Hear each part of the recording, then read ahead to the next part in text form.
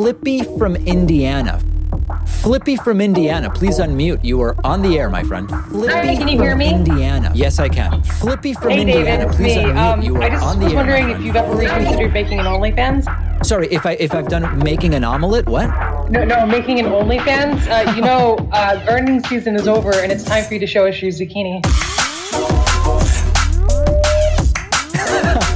That's very clever. No, listen. I think I'd be more likely. I'd be more likely to show my Granny Smith apples than any Zooks. Floppy Dukes. Flippy floppy. Floppy Dukes. Floppy Dukes. Flippy floppy. 5 1/4 inches.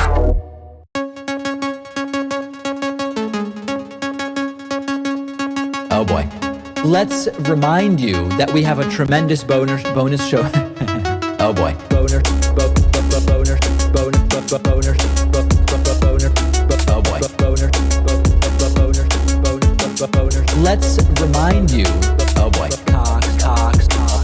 Up.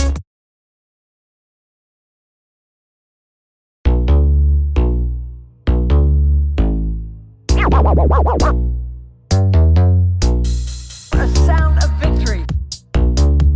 A sound of victory. I hear a sound of shouting and singing. A sound of victory. Right now. A sound of victory. A sound of victory. I hear a sound of an abundance of rain. I hear a sound of victory. Sound of victory. Biden even shows as his running mate the most liberal senator in America. Kamala. Senator Kamala Harris. Democrat. Kamala. If you have a pre-existing condition, heart disease, diabetes, breast cancer, they're coming for you. If you love someone who has a pre-existing condition, they're coming for you. If you are under the age of... Senator Kamala Harris. I want to just, first of all, say I'm so excited to be here. Thank you. There is so much about what comes out of Donald Trump's mouth. Don't be rude. That is... In the name of Jesus, from South America, they're coming here. They're coming here. They're coming here. They're coming here. From Africa. Pika hata anda ato. I hear the sound of victory. Pika hata anda ato. I hear the sound of victory. I hear the sound of victory. I hear the sound of Winning. Pika hata anda ato. Winning. All right, welcome everybody. I would just keep playing songs, but I actually am here, and we do have so many things to get to today that I don't want to waste. I want to waste some time, but not like just indefinite time wastage. We're not going to do that. We're standing by for Jen Psaki. We've determined. I at first was saying Psaki. People corrected me. I went to Psaki. Then people said it's Psaki. I went back to Psaki correction. I listened to her say it yesterday.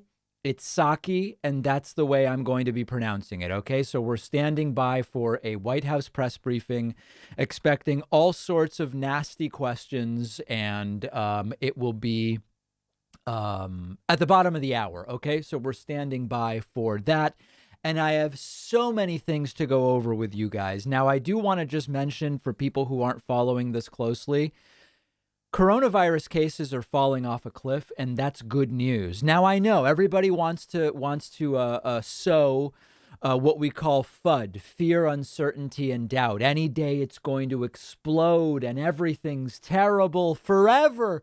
But things actually are improving significantly. The vaccines appear moderately to very effective against the variant. We're down about 70%. The peak was January 11th, where we were averaging over 255,000 cases a day. We are all the way down to 82,000 cases a day.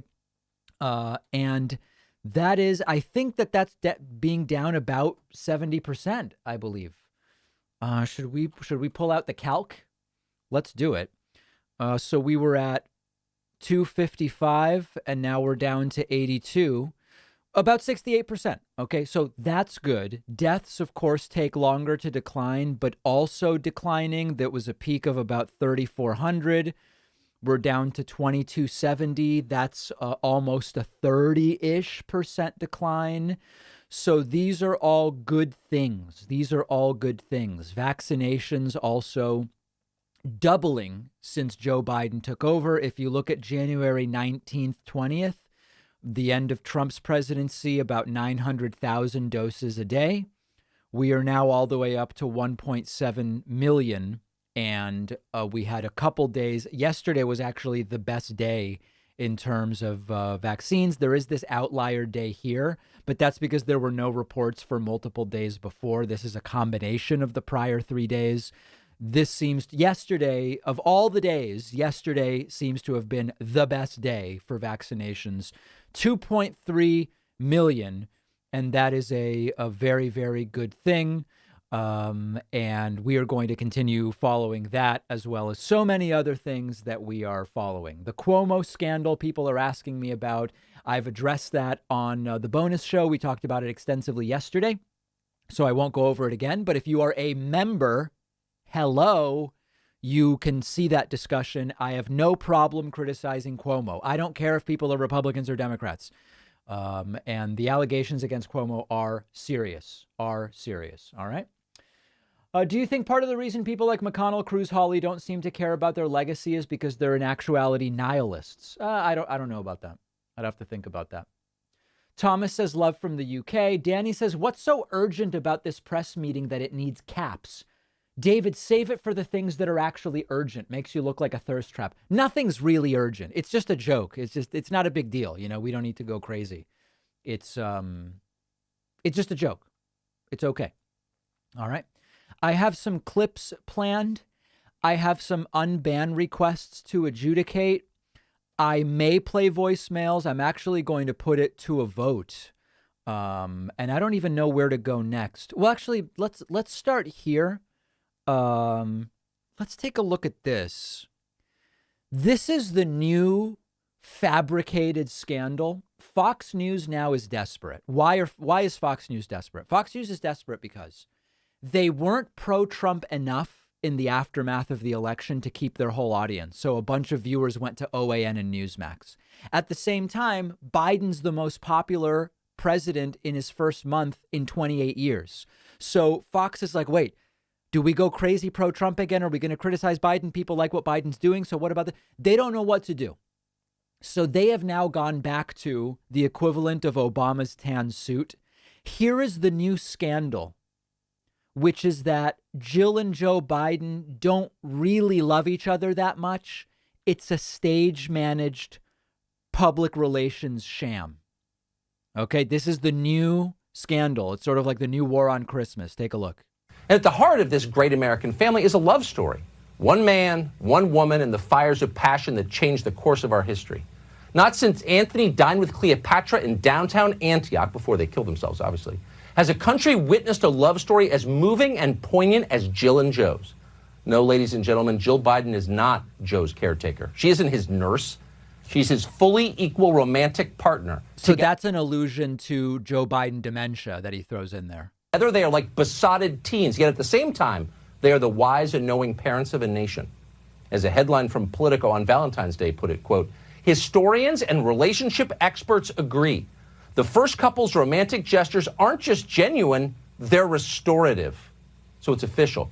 The Biden's affection is totally real. It's in no way part of a slick PR campaign devised by cynical consultants determined to hide the president's senility by misdirection. Not at all. There's the senility thing again. Their love is as real as climate change. And then there is, of course, Tucker Carlson suggesting that climate change also is imaginary. So I can't imagine anyone's really going to care about this. It's funny how desperate Fox News is at this point in time. It's just incredible that this is their new thing. Okay, so that's that. And then also we looked at this yesterday, but today, having had a chance to put together a segment on it, I looked at it more closely. Here is Tucker also claiming that wind power and the green energy is the reason for what's going on in Texas. Good evening and welcome to Tucker Carlson tonight. Happy Monday. Well, the Green New Deal has come, believe it or not, to the state of Texas. And we're here with the report. How's it working out so far? Well, the good news is all that alternative energy seems to have had a remarkable effect on the climate, as intended. Last night, parts of Texas got to temperatures that we see in Alaska. In fact, they were the same as they were in Alaska. So global warming is no longer a pressing concern in Houston. So that's the false notion that, climate change predicts that the world on average may warm, but you will have many highs and lows in places. And nothing has been disproven because it's cold in Texas. Of that problem. The bad news is they don't have electricity. The windmills froze, so the power grid failed. Okay, and of course, most of the energy that Texas gets isn't from wind power, and most of the failures were actually nuclear, coal, and natural gas plants that were not winterized. And now, having had more time to research this since yesterday, we know that in 2011, there was a similar problem a decade ago in Texas. There's a report, pages and pages, just massive dumps of data saying, here's how to prevent this from happening again. They didn't do any of that stuff. So sadly, it's the failure of Texas leadership. Here is Greg Abbott pulling the same thing. What good is it? So this shows how the Green New Deal would be a deadly deal for the United States of America. Why? Why? What are you talking about? The Green New Deal has nothing to do with this. So there's Greg Abbott, and then here is Fox and Friends this morning pulling much the same thing, blaming wind farms. But he said for the first time he's seeing a little bit of California now with what happened with the weather and the wind turbines. What happened with the wind turbines? Yeah, some wind turbines froze because they weren't winterized. But the main problem was that nuclear, natural gas, and coal energy generation was taken offline because the instruments were not winterized. That's really the problem. So it looks like, we say this is not the hill to die on. It looks like they're determined to go down on this hill. They're willing to die on this hill. And we have an extensive report on the podcast, which I filmed, which will be out at 3:30 p.m. Eastern time. If you want to go deeper on this issue, we've already recorded it. You can get that free podcast subscription, iTunes, Stitcher, all that stuff. And we do a full segment about it. So they're continuing to do that. We have learned that radical right-wing radio host Rush Limbaugh has died, presumably of the lung cancer that we learned he was suffering from about a year ago. As I've mentioned before, I can recognize that someone is terrible for the world without wishing for their illness or death or taking pleasure in it. And Rush Limbaugh has died. I have long said that this was a absolutely terrible person in terms of their influence on the world, but our condolences to his loved ones and families, because I would never wish death or illness upon everybody, but that is the news. David, what's your take on the spontaneous Trump rally on President's Day? P.S. It was planned. Yeah, we talked about it on yesterday's bonus show. No, yesterday's regular show. Tucker should be sued again. Oh, he will be. The wind turbines could have been winterized as well, but Republicans skipped on that, just like the water lines for the rest of the power grid. Exactly, Alex. Exactly. David, you're a bit quiet today on your end. Oh, I'm sorry about that. Let's see what I can do. Nothing's changed. Maybe I'll just go up one click here. Let me see. I just went up one element of audio. Okay, very good. Have you heard about GB News being launched in the UK soon, dubbed the British version of Fox News? I have not heard of that. No. Rush Limbaugh passed away. Limbaugh died. Yes, we have heard of that. Okay. All right. We have already dealt with that. I want to say thank you to the 11 folks who just grabbed Twitch subs, including a gift of 5 from KY Dizzle, as well as a bunch of other people. Very much appreciate that. And we will be very, very closely tracking website members here. You can sign up at joinpacman.com. And my promise to you today, to the people, is that I will thank everybody who grabs a membership at joinpacman.com. Okay, do people want me to play a couple of Troy York voicemails? I am going to paste a poll into the chat on Twitch as well as on YouTube. Every time I do this, if I don't play them, people write to me and say, David, you got to play those Troy York voicemails. When I do play them, some people say, don't do it. Okay, so let's take a look at what the people want. I will go by what the people want and take myself out of this completely. Okay, we've pasted the link. I'm sorry for people on Facebook. I have no easy way of pasting it. But we are going to take a look here and see. I have a bunch of Troy York voicemails. If people want them, I will play them. If people decide no, then I am going to skip them. This is democracy. 200 people have voted. Beautiful. So far, by about a 2-to-1 ratio, the yeses have it, continuing to be about a 2-to-1 ratio. Some people angry, some people happy, a lot of different things. This is not fake populism or anything like it. I am just going to the people. I want to hear from the people. With about 320, 330 votes, it remains about a 2-to-1 margin at this point in time. There are about 7,000, 8,000 people watching in total, so only a fraction. This is the problem with democracy. It is reflective only of the people who choose to participate. And of the 7,000 people, 8,000 watching, only 377 have as of yet weighed in. I guess I can assume that means most people don't care.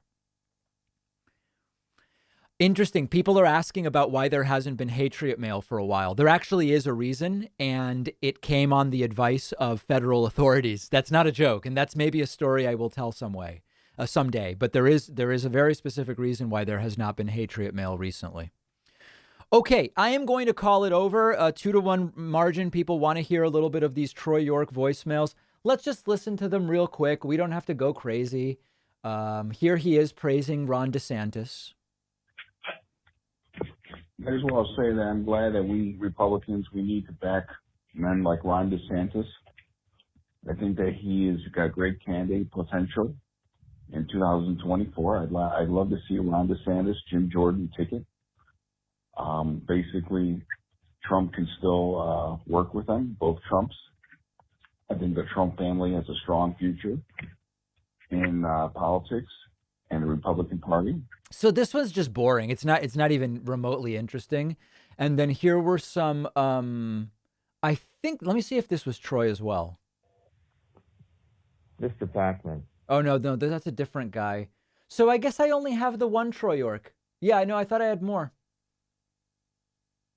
Tucker call. Yeah, no, so that's the only one. All right. The people have voted and we've got that. All right. Very good. Vivid Elites sends a super chat saying, I'm ignoring David's request for us to participate in his democracy and instead participating in his capitalism.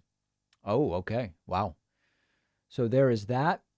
And let me now adjudicate some unban requests. As a reminder, on Twitch, there's a mechanism where if you get ban hammered, you can then submit a request to be unbanned, and then I can adjudicate it on stream. Now, a few people posted yesterday on the guys. We know Rush Limbaugh died. I already talked about it. There's really nothing else to say. He died, and we send our condolences to his family. People were saying I should get a gavel for when I adjudicate unban requests. The problem is if I got a wooden gavel, there's really nothing. I mean, I risk shaking the equipment if I'm slamming a wooden gavel. The other alternative would be to get a almost like a squeeze toy gavel. I just don't know if that would be as interesting. Okay, so let's go through. Here is a user who has sent more than 100 messages on the channel. Most recently, let's see what they said. I thought the stream was in 3 hours. I'm overseas. Who is this dude? Looks like Ron Paul, but no accent. I think they're talking about me. Hello, Green Man. Green Man, I am here for you. Green Man, it's from Discord. Green Man, Green Man. Oh, okay. So they were harassing one of our moderators, Green Man, and then Green Man banned them. Their unban request is, I am too poor for super chats, so I got myself banned to ask you when you are going to create an OnlyFans. Oh my God. So that's a clever way of getting me to address it. So that's clever. That's a pretty clever way to get actually, without a super chat, me to answer their question. For creativity, I am going to grant an unban on that. That's pretty good. That's pretty good. Okay. And then here is another one. This person got banned. They came in yesterday. Oh, this is a fresh one. They came in yesterday. Why is the left always censoring free speech? Why is the radical left always censoring free speech? Why is the radical left always censoring free speech? And then they were banned. And then as their unban plea, they say, I was merely expressing my concern about the left's tendency to censor free speech, and I got banned for it. One might consider this censorship, the tolerant left curious. No, you were banned because you spammed the same message multiple times in 3 minutes. But you know what? I am benevolent. I sometimes see a ban sort of like as a timeout for really childish folks. So I am going to grant the unban. That doesn't mean the moderators were wrong in doing it at the time. It just means that I think it's okay to do an unban now. And if they need to be banned again, then they'll get banned again.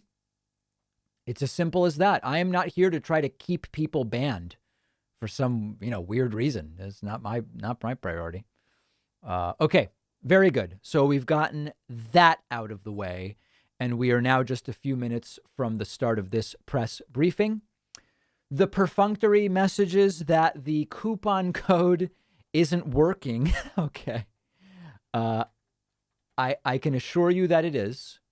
I will even test it right now for you. It is not case sensitive. Every time this happens, somebody says, David, you should really explain that it's case sensitive. It's like, it's not case sensitive. Okay. Sign up however you want. Joinpacman.com, sign up button. All right.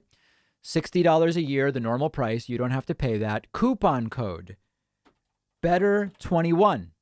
Okay. We click off. 2111. Guys, it's right there. It works. It works. It works. It works. I'll even prove to you it's not case sensitive. Here's the $6 a month membership coupon code. Caps, better21, all caps. And it works. It's not case sensitive, guys. Come on. Come on, man. It's working fine. It's working fine. Okay. Oh, and I do want to say thanks to Dranoa for 13 months at tier 1, Nucridor, and a whole bunch of other people. In fact, 5 people, putting us at 14. And don't worry, I will thank everybody who signs up at joinpacman.com. I should definitely get a squeeze toy gavel that squeaks. I will send a $50 super chat if you do. I didn't see a squeeze toy gavel that squeaks. I saw just like a, like a stress ball gavel, but I did not see one that squeaks. David, did you cover the Joe Biden town hall event? No, I didn't, because I was warned both Twitch and YouTube were likely to see CNN shut me down, and it was just too great a risk. So no, I did not cover the town hall because I would have gotten ban hammered. Sam says, stuck at home due to Texas weather. Thanks for the stream to help entertain me while I work on my preliminary exam slides. My pleasure. My pleasure. Please tell us the story about Patriot Mail. Maybe someday. Maybe someday. I don't know about that. Turn your volume up. I did. I think we're doing fine now on volume. Maybe I'll just put the mic a little closer to me also. There we go. Testing, 1, 2. Mike Pillow about to get massive dumps of Dominion lawsuits. Please pray for him. Yeah. Don't know if you already talked about this. What's your take on the governor of Texas going on Fox and blaming the Green New Deal? We did talk about that. In fact, I played the clip, which is right here, and I've got a segment on today's podcast, so I won't do it again because we did address that. Tristan says, I got into a mild fight on chat before and feel embarrassed. I wish to atone. I love all my Pac-Man brothers and sisters. Thanks, Tristan. What's my favorite movie? I don't have just one. I don't know. People asking if I read Twitch chat. Yes, I do. That's always mentioned. And yes, the answer is yes, I do. When is Noam Chomsky? Chomsky is his last name. When is Noam Chomsky going to be on the show? It's scheduled for March. I don't want to say too much because oftentimes these high profile guests, they end up having to reschedule or whatever. He's scheduled for March, and very, very hopeful that it's going to happen. I think it'll be a great interview. I think it'll be a great interview, and there will be many, many things discussed. Jacob asking my thoughts on Rush Limbaugh passing away. Already addressed it. I think Rush Limbaugh was terrible for the country and for the world. One of the most negative influences in media that I can think of. But I don't wish illness on anyone, nor death. And we send condolences to his family and anybody who cared about him. Deepak, favorite condiments of choice for Frankfurters. Well, first of all, as many of you know, I don't eat pork, so I am always dealing with an all-beef hot dog. Always must be an all-beef hot dog. I don't want it. What would be the word for like it? What? There's a particular word. I don't want to say tainted.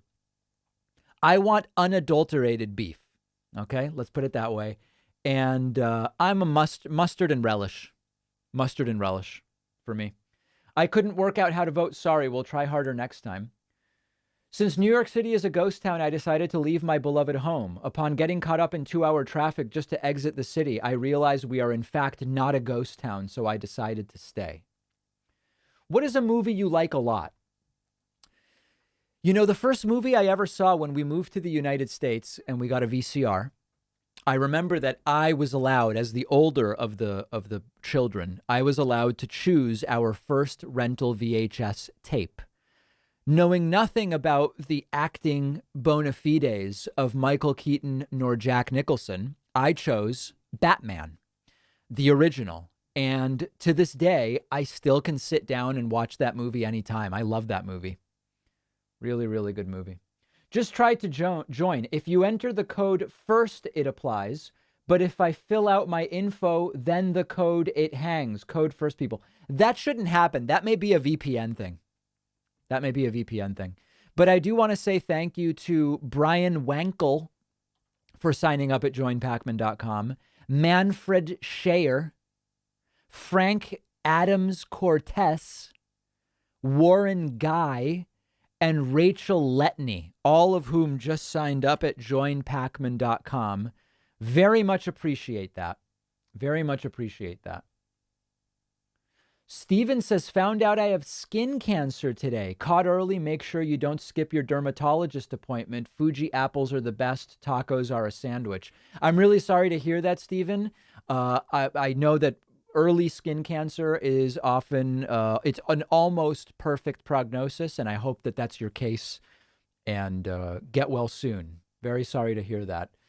But I can't allow you to get through nonsense like Fuji apples. Granny Smith apples are the best, and tacos are absolutely not a sandwich. Not a sandwich. Have I watched Schitt's Creek yet? No, my girlfriend's watched it. I've just never gotten into it. You know, here's a beautiful story, guys. Last night, I was watching season 2 of the Amazon original Bosch. Now, this is not like the best show. Now, it's not Vosh, the streamer. The guy we know is Chris. It's not Vosh. It's Bosch. And in season 2, the actress Jerry Ryan appears. Moments after finishing the episode, I went on Twitter and looked at my blue checkmark feed, and actress Jerry Ryan liked and retweeted one of my tweets yesterday. Right? Okay. People don't care. Fine. Love to the skin cancer guy. Absolutely. Absolutely. James says, any favorite Seinfeld episodes? When I listened to you years ago, you and Pat were discussing watching Seinfeld and how much you enjoyed it. No, I mean, the Marble Rye episode, I think, is really good. Almost every episode is fantastic. The one where Kramer pretends to be a dermatologist, Dr. Van Nostrand, I believe is the name that he uses. I love that. That's a great episode. What are other episodes I really like? There's just so many. Soup Nazi, of course. The one with the scene about car reservations where Jerry tries to rent a car and they're like, we don't have the car. And Jerry asks if they have the reservation. They're like, oh, we have the reservation. We don't have the car. And Jerry points out that, you know, anybody can just take reservations. The key thing is holding it and having a car. That's a good one. There's just so many. Yeah, it's just unbelievable. What was I doing in Stock Guy's stream? Yeah, earlier when I was having lunch, a lot of viewers told me that Stock Guy is a interesting channel. So I just checked it out and I was in the chat and somebody gifted me a subscription on Twitch to the Stock Guy, which was great. Loved it. Few other thank yous. Robert Cantor has signed up at joinpacman.com. Ahmad Al-Haitham has signed up. I hope I pronounced that correctly. Ilka Rosa is a new member.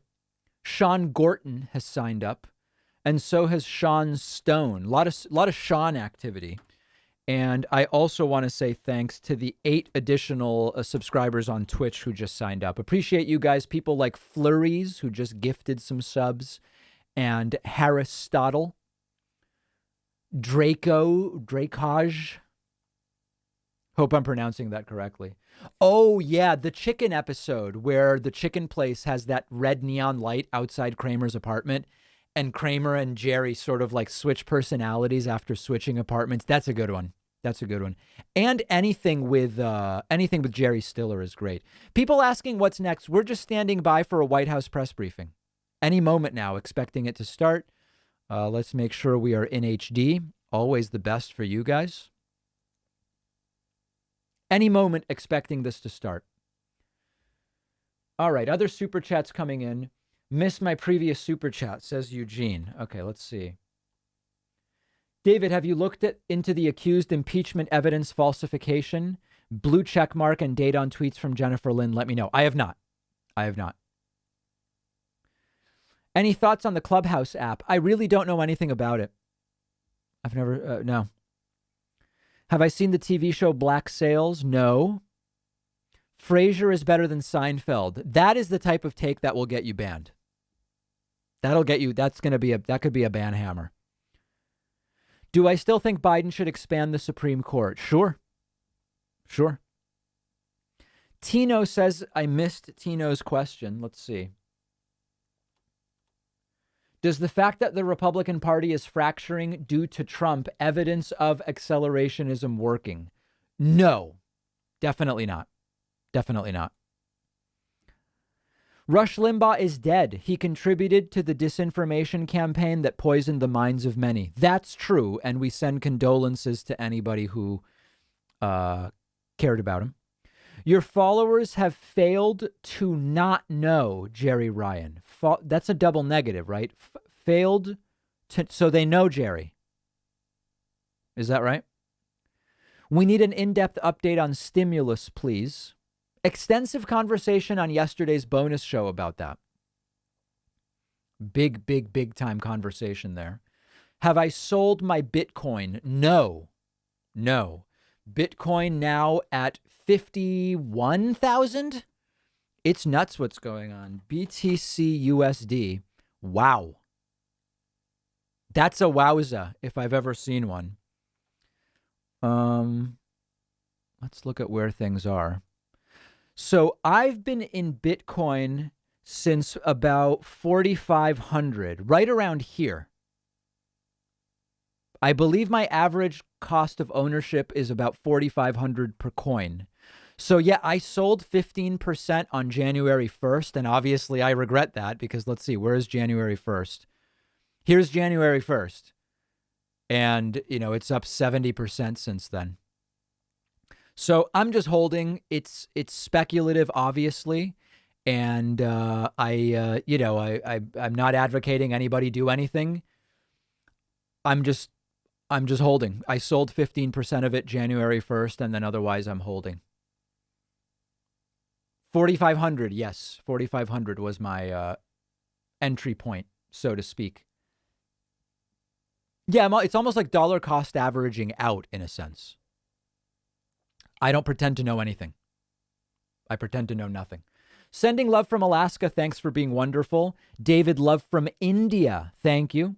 David, please pop into your Discord. The general chat is always good. Notice us, senpai. I'm in the Discord every day. I go into the Discord usually around 9 a.m. East. I will go into the Discord. I'll see what's happening in all of the different moderator channels.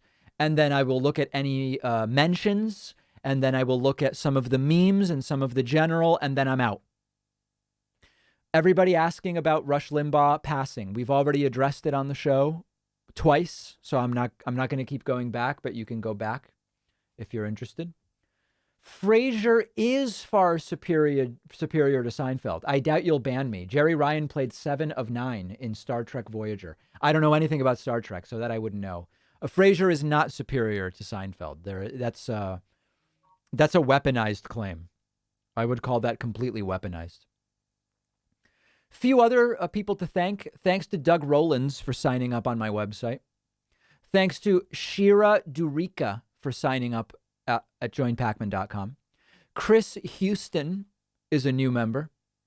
And Rodolfo Sewame is also a new member. Very much appreciate that. Okay. Yeah, people are shot out of a cannon over the Seinfeld claims. I agree. I totally agree. No doubt about it. What's my goal for being on Twitch? It's kind of a weird question. To build an audience, right? I mean, what's the, I don't know. What possibility? Give me I feel like it needs to be a multiple choice question. The immediate goal is to get to 80,000 followers. We're 300 away. I guess that's my goal in the next half hour. Can we get to 80,000 followers? I don't know. Stephus says, I told my mom about Rush Limbaugh dying and she laughed. Yeah, that's never been my thing, you know? Personality, my constitution is not such that I would laugh at people dying, but I recognize that the world was negatively influenced by Rush Limbaugh. A lot of people saying Curb is better than Seinfeld. That's a more reasonable claim. Curb is Seinfeld unfettered and able to be more adult because it's on HBO. That's the truth. That's the truth. David, any thoughts on Biden's foreign policy dealing with the King of Saudi Arabia instead of MBS? I'm not going to prejudge it. I think it's interesting. And so far, I like what I'm hearing from Biden on Saudi policy. No doubt. Surprised that Republicans are blaming clean energy for the power outage in Texas? No. Justin Kozuk, would you invite Brian Tyler Cohen on your show? Sure. Anytime. What's your favorite musical? West Side Story is mine. I'm not really a musical guy, not a musical theater guy. I like a lot of other things. Love going to classical music. Tanglewood, what a great place. But not a big musical guy. Have I listened to left British radio host James O'Brien clips on YouTube? Great debate style. I don't think I have. Seeing all these Frasier is better than Seinfeld messages, all I can say is serenity now. The Office is better than everything else. I haven't ever seen a single full episode of The Office. Can you imagine? Can you imagine?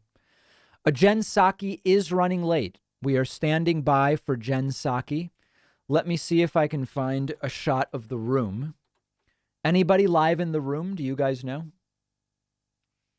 Jen Psaki live. See what we've got here. Fox News has rescheduled it for 1 p.m. That's interesting. That may be the case. In that case, we just have a little more time together than we thought, which is great. Okay. So we'll see. People asking about Jimmy from Philly. Yeah, Jimmy, we really haven't heard much from Jimmy from Philly lately. I can grab his latest voicemails, which he's been having a lot of legal trouble and maybe even substance trouble. But he left a couple of messages about 8 days ago. Let's see here. Here's one. David, Jimmy from Philly. What? Yeah, I heard you at the end of the stream today. Yeah, we've been together for 4.5 hours. Wrong. You tapped out for at least 2 hours, David. Stop lying. So he was weighing in on that, and then this other one. David, Jimmy from Philly. What? I noticed that you ran like a little bitch, claiming that you're going to go work on your show when David Schoen start talking. What's the matter? You can't refuse him, David? Oh man. So that's the last we've heard from Jimmy from Philly. And that was 8 days ago. I don't know what else to make of it. That's basically it. Okay. A couple of other things that I had for you guys. Where is this? Oh, hold on a second. Let me pull this up. I had a few things. I was theoretically going to save them for tomorrow during the GameStop streams. You guys have, oh, here it is. You guys have to see the stuff that Fox News has been posting lately. Check out some of these things. Victor Davis Hansen takes on cancel culture. By the way, who is this guy? Victor Davis Hansen. Let's see who he is. Oh, Hoover Institution. Okay. Tells me everything I need to know. Hoover Institution. He was weighing in on cancel culture. Very important issue. Fox and Friends. Very important issue. New York City school asks parents to review white identities. Don't even know what that means. That's odd. Okay, that one we covered. Where were the other ones? Here we go. Former Seattle business owner on why he left the city. Like, you don't even have to see this to know that this is one of those segments to talk about how Democrat run cities are terrible and everybody's abandoning them and all that stuff. Fox really is in shambles. They don't know what to do. Here's another one. LA inspector dances after shutting down brewery. Wow. What an explosive story. I would even argue that Antifa is somehow involved in that one. And then let's see if we've got any others. No, those are the main. I mean, just crazy stuff. Really crazy stuff. We could look at a few Joe Biden town hall things. Let's see. Where's the start? Here it is. Okay, so a bunch of people laughing at Joe Biden because he said, I like kids better than people. It's like, that's an obvious joke. Okay. How are you, sir? Good to see you, man. Hey, folks. How are you? How are you? Good to be back, man. It's nice to see you, sir. And you know you enjoy being home with the baby more. I don't want to hear that. I do, yes. Yeah, he's 9.5 months, so I'm very happy. No. Everybody knows I like kids better than people. I saw a picture of you with your grand. Joe Biden's a pedophile. People went crazy after he said that. Okay, vaccine we've talked about already. Joe Biden offers to personally help a mom obtain a vaccine. I can make recommendations, and for federal programs, I can do that as President of the United States. But I can't tell the state, you must move such and such a group of people up. But here's what I'd like to do. Wow, Joe Biden accurately understanding the limits of presidential power. I'll stay around after this is over, and maybe we can talk a few minutes and see if I can get you some help. So that's cool. I mean, listen, there's no doubt that Joe Biden is extraordinarily empathetic. Having to ask the president to help with a vaccination, obviously, that's not policy. That would be my only criticism. But there's no doubt that he's an empathetic guy. Joe Biden said vaccinate teachers, talks to a little girl about not being worried about the virus, believes the pandemic will wind down by Christmas, refers to Trump as the former guy. Which ones are the? Oh, okay. Here he said he's sick of talking about Trump. What the president do? And I don't want to pick on the president. I'm tired of talking about Donald Trump. Don't want to talk about him anymore. But I like the way this guy removes his glasses, the guy on the left. Did you guys notice that? What the president do? And I don't want to pick on the president. I'm tired of talking about Donald Trump. Don't want to talk about him. That's pretty smooth. I like that. Okay, same thing when he's asked about the impeachment trial. Here's a position on the war on drugs that many viewers found interesting. Police is discussed as an option for reforming policing. However, there are communities where people live in fear, not of the police, but in fear of the violent gangs who commit crimes in those neighborhoods. How can we be sure that we don't over-legislate police officers so that they can't do their job to protect the law-abiding citizens who live in these high-crime neighborhoods, and yet train officers to police with compassion? By number one, not defunding the police. We have to put more money in. Wait a second. Wasn't every Republican and Trump saying Biden wanted to defund the police? Oh, right. But we knew it was a lie then. Yeah, obviously. Work. So we have legitimate community policing, and we're in a situation where we changed the legislation. No one should go to jail for a drug offense. No one should go to jail for the use of a drug. They should go to drug rehabilitation. Drug rehabilitation. All right, but now you got to actually make it happen, right? Okay, other stuff on police. Oh, this was kind of funny. Again, a bunch of people criticizing Joe Biden for this. I thought it was more funny than anything else. Let's take a listen. I'm going to say something's going to get me in trouble, which I couldn't go through a whole show without doing that. And that is that, think about it. If you want to know where the American public is, look at the money being spent on advertising. Did you ever 5 years ago think every second or third ad out of 5 or 6 you'd turn on would be biracial couples? No, I'm not being facetious. The reason I'm so hopeful is this new generation. So the point he's trying to make is that you can see the liberalized social attitudes reflected in advertising, which is it's an interesting point, and it's studied academically, of course, but it's just fun. The way he worded it was just sort of weird. They're not like us. They're thinking differently. They're more open, and we got to take advantage of it. I don't know. Something about that just cracks me up. Okay, one other one here. Biden started getting a little too close to Anderson Cooper, but he fortunately caught himself and kept the 6 feet of distance. Hispanics. There are people who came on a visa, who was able to buy a ticket to get in the plane and didn't go home. They didn't come across the Rio Grande and swim across, excuse me. and sorry, that's the Irish in me. I don't know why this stuff absolutely cracks me up. There's just something about it. Joe Biden called white supremacists demented, which was welcome.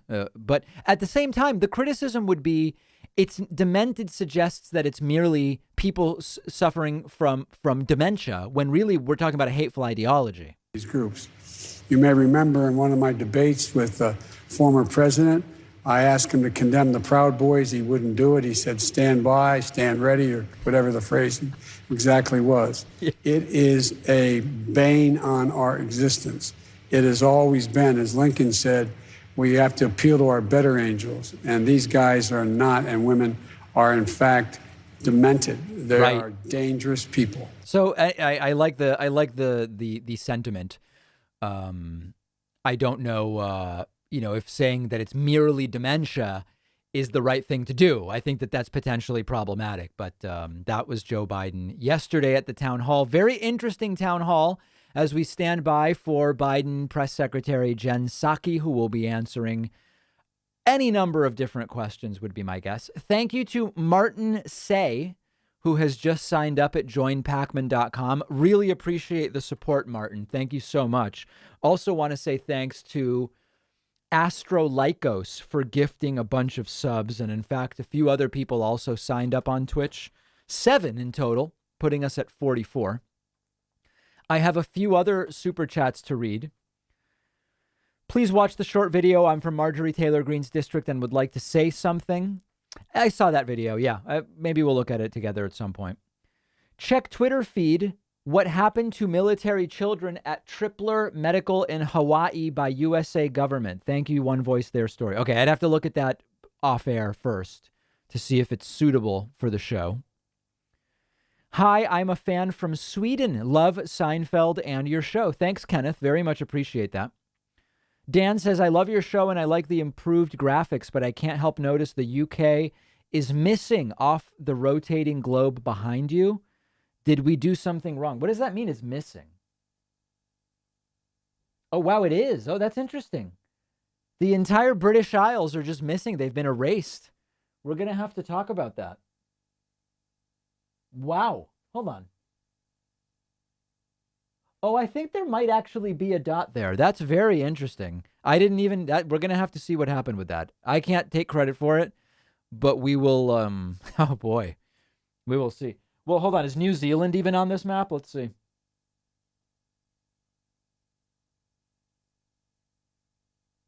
Oh, I can't quite tell. Oh, it is. Oh, my God. New Zealand is there. Okay. All right. I'll look into that. I can look into that. Ed says, would I invite Farron Cousins to the show? Yeah, maybe. Farron's a friend. I'd love to do something together. Let's not mock those who are unstable. Jerry Seinfeld isn't funny. Fight me. I'm a member, and now I learned you haven't seen The Office, and I'm reconsidering. Yikes. Yikes. That's aggressive. That's very, very aggressive. Aaron says Rush Limbaugh died. Yes, we've discussed it 2 or maybe even 3 times so far on the show. I know, and we have we have addressed it already, and maybe we will have a segment about it on tomorrow's program. I don't know, but yes, I am aware of that. Have I read about the situation with the Fred Meyer grocer in Portland, Oregon? Super messed up. No, I haven't. Reaction Mass says Japan is missing from the graphic and it irks me. Japan's missing. Let me see.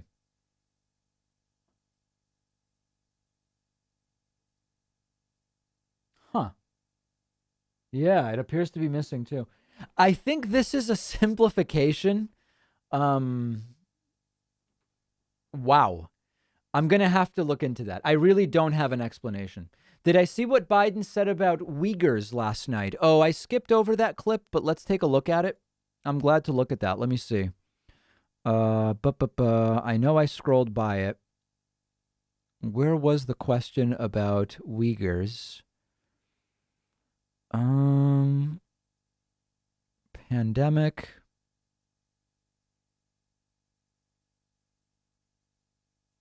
Huh, where was that? I'm not now. I don't know if I have a clip here. Pandemic, former guy.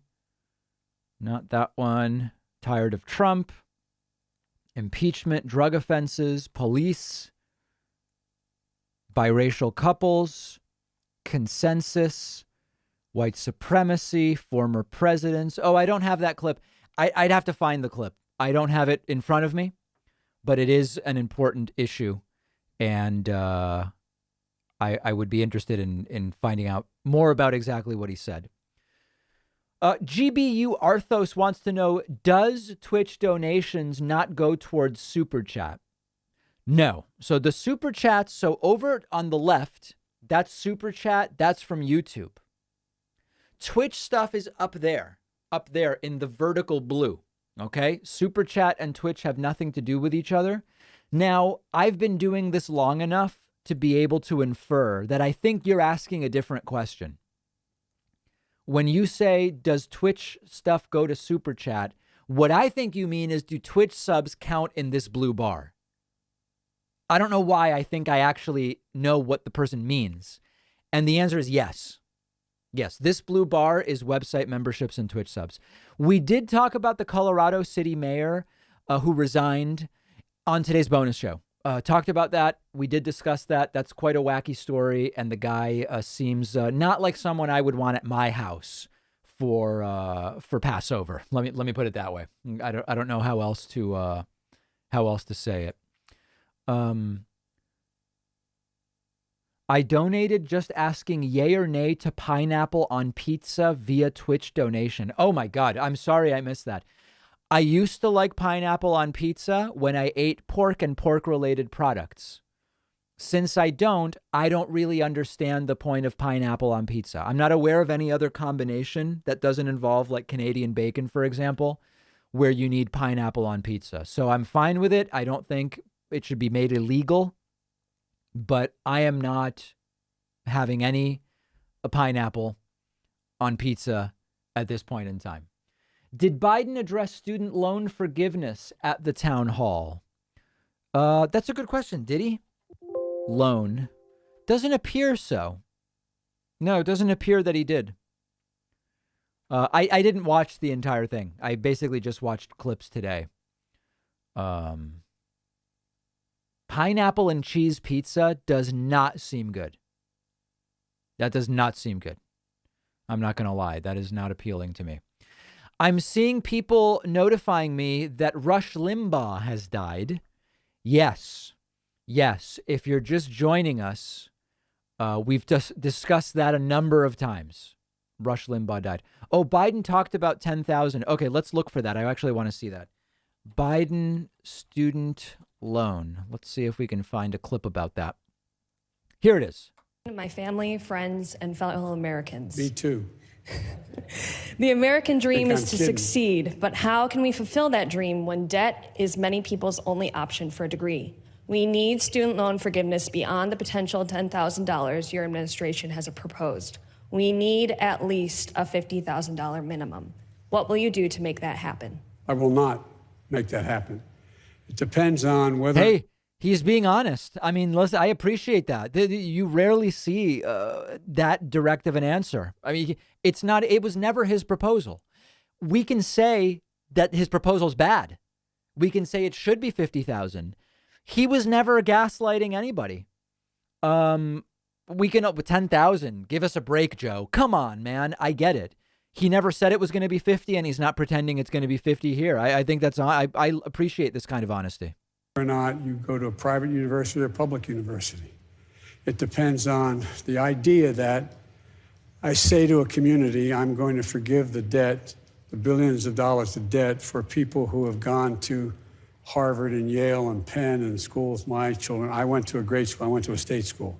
Right. I mean, like if Trump were asked this, he would say, well, we're looking at all of it. And, you know, the truth is college isn't for everyone. And I mean, we've got some real problems in college.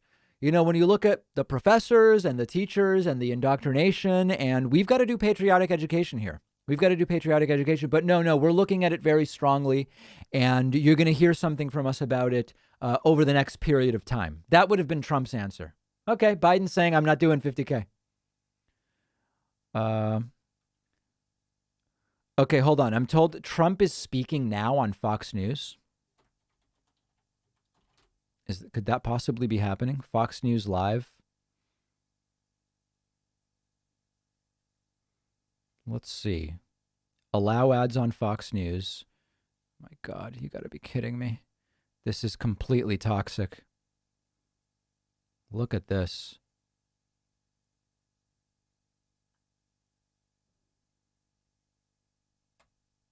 Okay. Oh my God. Can you? Oh no. Oh my God. All right. I don't know what's going on. We're not going to be able to find it.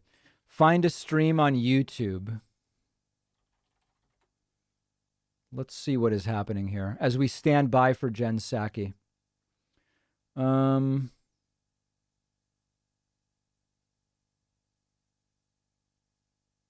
I don't even know what, Fox News Live. Let's see. Fox News Live. Oh boy.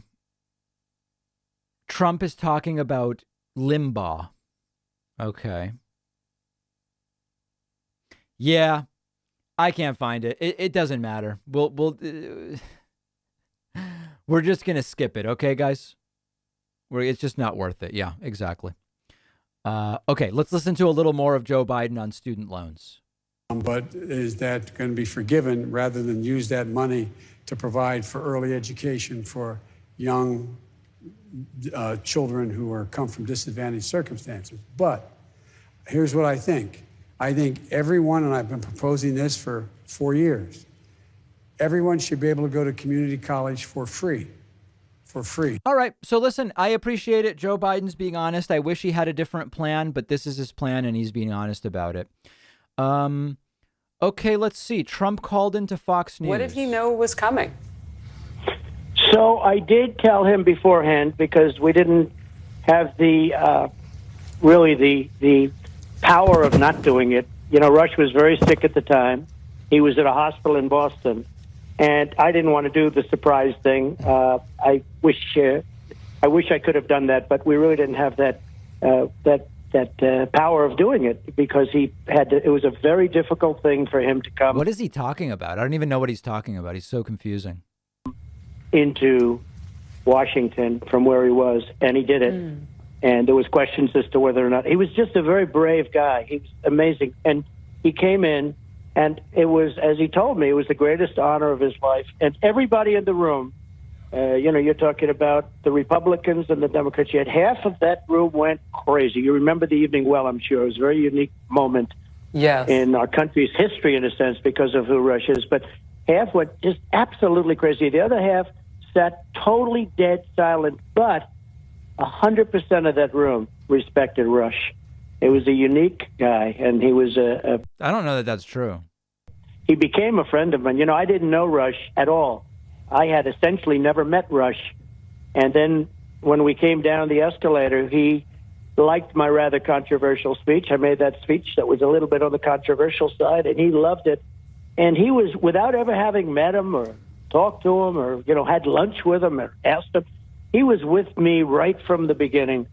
And he liked what I said, and he agreed with what I said, and he was just a great gentleman, great man. All right, so Donald Trump, I guess in only the way he can, sort of eulogizing Rush Limbaugh. And it seems that much like with all of Donald Trump's relationships, he liked Rush because Rush liked Trump. And that is essentially how Donald Trump operates. Not a big surprise, but Donald Trump coming out of hiding for the purposes of sort of eulogizing Rush Limbaugh there. Okay, I'm being told that Naomi Biden has been doing some interesting tweeting related to some kind of Fox News anchor. Someone give this man a hug. Their love is, that's the clip we looked at earlier. Okay, all right, not the most interesting thing, but interesting nonetheless. We are standing by for Jen Psaki, originally scheduled for 12:30 p.m. Eastern Time, apparently rescheduled for 1 p.m. Eastern Time, and we're now standing by and we'll be hearing from her about a number of different things, many, many different things Jen Psaki will certainly be asked about and will discuss with us. Let's get back to some other super chats. Trump on Fox because of the passing of Rush, yes. What's the best response in debate to someone that compares Trump insurrection coup to Mike Vanderdeen's propaganda video he presented at the impeachment trial? Quotes from the DNC. I don't even know what. I'm not sure I totally understand. Trump incited an insurrection and then there was a riot.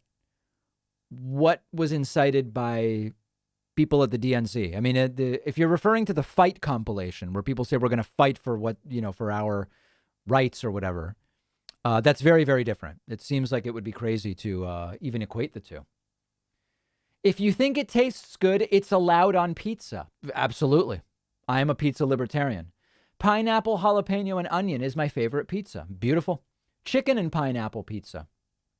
The only reason to have pineapple on pizza is if the said pizza also has ham or Canadian bacon. Jeez. Hi, David. I enjoy your content and commentary. And did Biden address student loans? Yeah, we talked about that earlier. Very good. Oh, and Joel checking in from Switzerland says, huge fan from Switzerland, by the way. Love Switzerland. Absolutely love Switzerland. Hope to get back there. Primarily, I've spent time in Zurich and Lugano. Zurich and Lugano are the places I've spent time. Can you give the cliff notes on what happened with the Texas power and water grid? Yeah. Basically what happened is storm and really cold weather in Texas caused power outages. Now, most of Texas's power is from fossil fuels, and most of the problems with their power grid came from fossil fuels. It was instruments that froze at coal, natural gas, and nuclear plants. That's the truth. However, people like, who were they? People like Greg Abbott, the governor, and Tucker Carlson and others said that it's the Green New Deal. This is a preview of what would happen under the Green New Deal. And the problem is, what is the problem? The problem is wind farms and wind turbines that froze. And of course, a few wind turbines did freeze. But really, the problem was the fossil fuel plants. And of course, all of this stuff could have been dealt with long ago if they had winterized properly. It's just a matter of winterization. All right, let's see what else we've got here. Okay, good. We are very, very close to the start of this event. I'm glad you're with us. Implying we can't forgive more in loans and fund K through 12 at the same time isn't honesty, David. Honest about his policy, but dishonest about why. Sure, yeah, but he's not pretending that he's going to do something he's not going to do. And I think that that's what he should be doing. Only listening peripherally. Are you covering a football game? Hearing a lot of talk about passing and rush. Very clever. Did you see Trump's letter about McConnell? Keeping my fingers crossed for Republican infighting. Yeah, we have on today's podcast, which will be out in a couple of hours, we have a segment about that. Chicken mango on pizza is delicious. Well, it's interesting. One of my favorite Indian dishes is mango chicken. That's as close to a perfect dish as maybe you can have. And tandoori. Love that tandoori chicken. Thanks to John Palumbo. John Palumbo is new member number 45 today. Also want to say thanks to Taco Light, Kleinster, Pink and Blonde, Shiloh Pilot, and many others who signed up via Twitch to support, putting us at exactly 50. And how close am I to 80,000 followers on Twitch? We're 250 away. That's actually an interesting question. If you're in the chat and you're in my stream, but you don't follow me on Twitch, can you say something and tell me how you found this stream? Like, did Twitch recommend it to you? I don't know that much about the Twitch algorithm, so I'm curious how people not following me even come across the stream. Everybody's saying that they are followers. Looked for me from YouTube. Interesting. Hi, everyone. Okay, here we go. We have another special guest with us here today. Joining us today is Ann Neuberger, Deputy National Security Advisor for Cyber and Emerging Technology. I told her that's quite a title. Well, she's here cyberly for us. The National Security Agency's Director of Cybersecurity, where she led NSA's cybersecurity mission.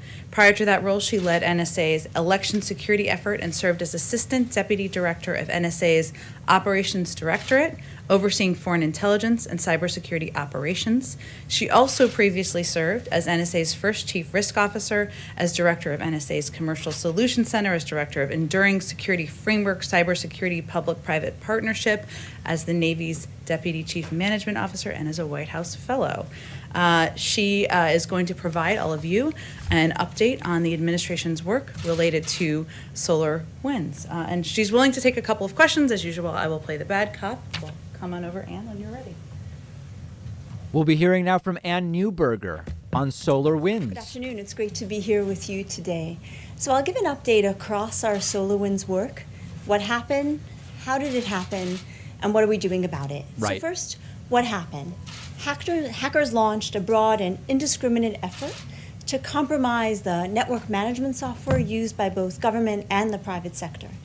The intelligence community is looking at who is responsible. Until that study is complete, I'll use the language we previously used, which was to say an advanced persistent threat actor, likely of Russian origin, was responsible. Okay. As of today, 9 federal agencies and about 100 private sector companies were compromised. As you know, roughly 18,000 entities downloaded the malicious update, so the scale of potential access far exceeded the number of known compromises. Many of the private sector compromises are technology companies, including networks of companies whose products could be used to launch additional intrusions. So why does this matter? Why is this significant? The techniques that were used lead us to believe that any files or emails on a compromised network were likely to be compromised. The scope and scale of our investigation is underway, and we look forward to providing you future updates in the future. So how did this happen? There's two parts to that, them and us. The actor was a sophisticated, advanced, persistent threat. Advanced, because the level of knowledge they showed about the technology and the way they compromised it truly was sophisticated. Persistent, they focused on the identity part of the network, which is the hardest to clean up. And threat, the scope and scale to networks, to information, makes this more than an isolated case of espionage. And then us. There's a lack of domestic visibility. So as a country, we choose to have both privacy and security. So the intelligence community largely has no visibility into private sector networks. The hackers launched the hack from inside the United States, which further made it difficult for the US government to observe their activity. Even within federal networks, a culture and authorities inhibit visibility, which is something we need to address. I want to take a moment to thank the public and private sector network defenders who've been working very hard to find and expel these adversaries from both government and private sector networks. So finally, and most significantly, what are we going to do about it? Right. 3 things. First, finding and expelling the adversary. Second, building back better to modernize federal defenses and reduce the risk of this happening again. And finally, potential response options to the perpetrators. So first, finding and expelling the adversary. We're coordinating the interagency response from the National Security Council. I was on the Hill last week, had Hill discussions this week, and will be on the Hill next week as well. We're working closely with daily conversations with our private sector partners. They have visibility and technology that is key to understanding the scope and scale of compromise. There are legal barriers and disincentives to the private sector sharing information with the government that is something we need to overcome. And then finally, this is challenging. This is a sophisticated actor who did their best to hide their tracks. We believe it took them months to plan and execute this compromise. It'll take us some time to uncover this layer by layer. Second, building back better to modernize federal defenses. We're absolutely committed to reducing the risk this happens again. If you can't see a network, you can't defend a network. And federal networks, cybersecurity, need investment and more of an integrated approach to detect and block such threats. We're also working on close to about a dozen things, likely 8 will pass. They'll be part of an upcoming executive action to address the gaps we've identified in our review of this incident. And finally, in terms of response to the perpetrator, discussions are underway. I know some of you will want to know what kind of options are being contemplated. What I will share with you is how I frame this in my own mind. This isn't the only case of malicious cyber activity of likely Russian origin, either for us or for our allies and partners. So as we contemplate future response options, we're considering holistically what those activities were. I look forward to coming back and keeping you posted as we continue identifying the scope and scale and continue our execution. And thank you so much for your time. Does anyone have any questions? Go ahead, Phil. Thanks, Anne, for doing this. Just to 30,000 footage, do you have a time frame in terms of how long this investigation will take? And then obviously you're not going to lay out specific details of what you will do in response, but do you have a timeline on the response as well as a tag to whenever the investigation ends, or how are you guys thinking through that? So most importantly, as we're looking at what caused the solar winds, we're also executing the 3 things I talked about. We're working to expel the adversary, we're working to build those networks and improve the cybersecurity of federal networks, and we're also carefully thinking through how we respond. So the investigation, as I noted, because of the sophistication, it's taking us layer by layer, but we're working at the same pace to ensure we lock down networks and really think through how to ensure this doesn't happen again in the future. And do you have a timeline? I understand it's complicated, but how long it would take to go layer by layer and really understand the scope? I think we're estimating several months, but as I said, literally, day by day, hour by hour, we're making progress in understanding it. Mary? As you look at the scope and the scale of this, do you have a price tag or a sense of a price tag that could begin to account the total cost of damage to the U.S. government from this compromise?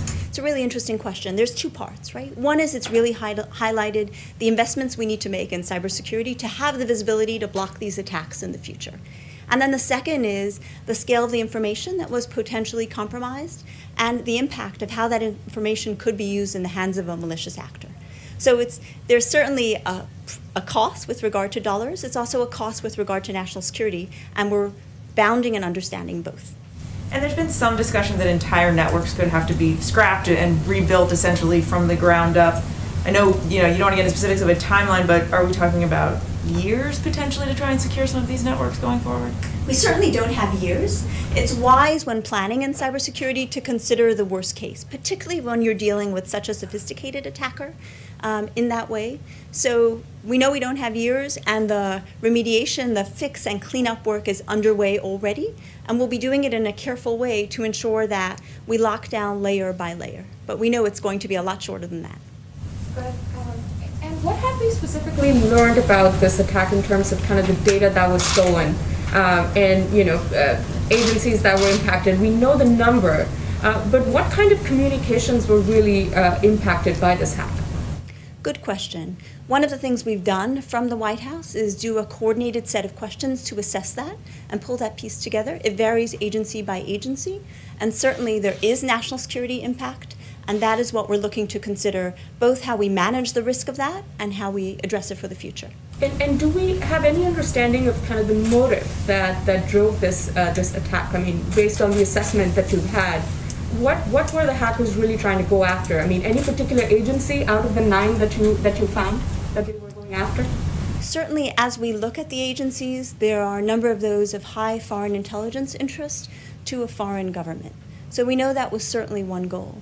But as I noted earlier, when there is a compromise of this scope and scale, both across government and across the U.S. technology sector to lead to follow-on intrusions, it is more than a single incident of espionage. It's fundamentally of concern for the ability for this to become disruptive. Go ahead. You had your hand raised for a while. Since it's involved both government agencies and the private sector as well, how much are you able to share with the private sector as far as what may have been compromised on their end and what they can do maybe to prevent this from happening again? In the U.S. government, in the United States, the way we're structured, public-private partnership has to be a core part of national cyber defense. So there's active sharing going on in both directions. Government sharing its insights with private sector entities, both who have been compromised and those who have broader visibility, and private sector entities sharing their insights to ensure we can together scope and scale what occurred. One more question? Go ahead. Do you believe you'll find additional U.S. agencies and private companies that have been hacked, or is this the final number? And have you ruled out data deletion or manipulation? So due to the sophistication of the techniques that were used, we believe we're in the beginning stages of understanding the scope and scale, and we may find additional compromises, particularly given the technology companies that were compromised. And no, we have not ruled out potential additional activity, but we're very focused on carefully taking this step by step to understand the broad implications. Thank you, Anne, so much. And we, of course, would love to have you back anytime. I'm sure the group. Thank you all. Thank you. So that's an update on that big hack that took place. Now we'll hear from Jen Psaki. Just a couple of additional updates for all of you. Today, President Biden will meet with labor leaders to thank them for their role representing workers and supporting a strong American middle class, and to discuss the importance of passing the American Rescue Plan, which will not only help contain the pandemic and deliver immediate economic relief, but will also create jobs, including good union jobs. Today, our COVID response team also announced critical steps to expand testing in the United States, a critical piece of turning the tide of the pandemic and protecting our public health.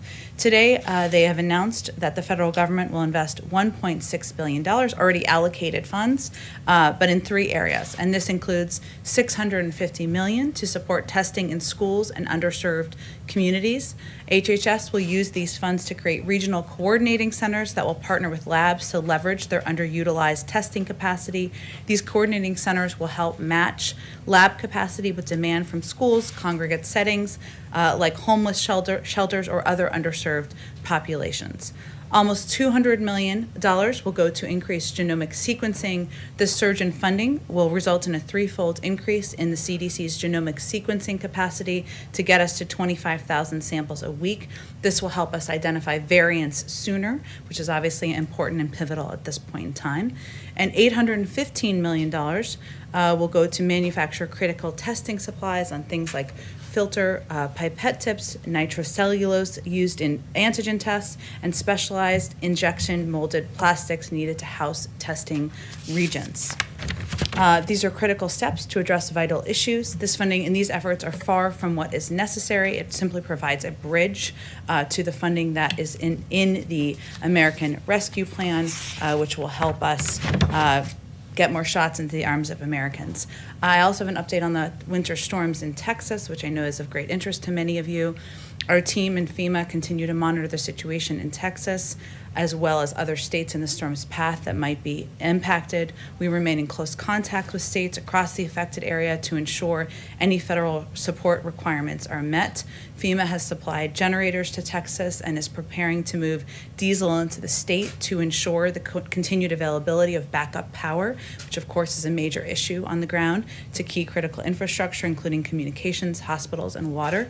FEMA is also supplying Texas with water and blankets at their requests.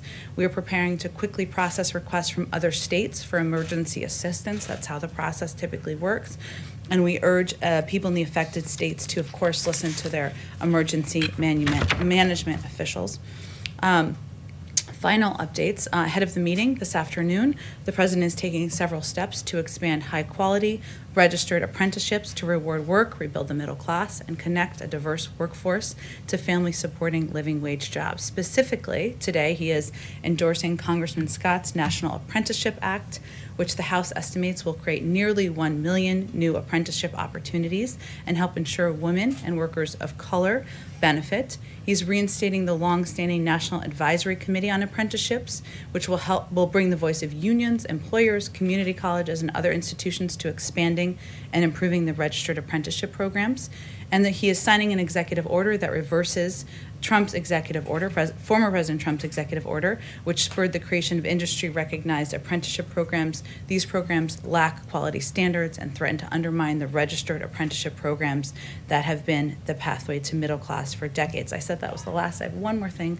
Also today, the President nominated Jennifer Abruzzo as General Counsel of the National Labor Relations Board, and many of you have been following the changeover of leadership there. Having spent more than 20 years working for the NLRB, Abruzzo will bring with her deep experience and knowledge of the NLRB's role and will be an important partner in building a strong and more resilient and more inclusive economy that delivers every American a fair return for their work. With that, a couple things at the top. Go ahead.